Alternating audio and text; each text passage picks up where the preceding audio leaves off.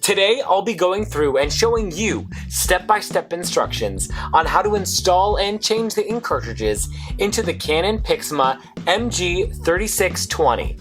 This how-to video also applies to these printer models here. And the compatible cartridges are these here. Let's get started. Ensure that your printer is turned on. When it is on, you can proceed to opening both its cover and output tray. Wait for the cartridge holder to stop moving.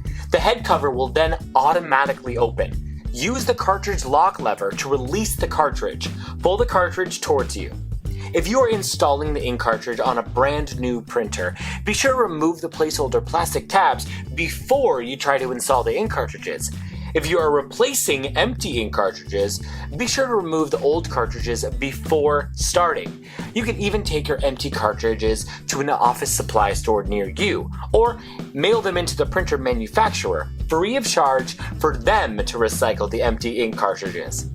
Now that we're where we need to be, we're going to take the ink out of the packaging. For this printer, your color ink is located farthest on the left, followed by your black ink, which will be on the far right. Now, insert the ink cartridge at a slight angle into the ink cartridge holder as shown.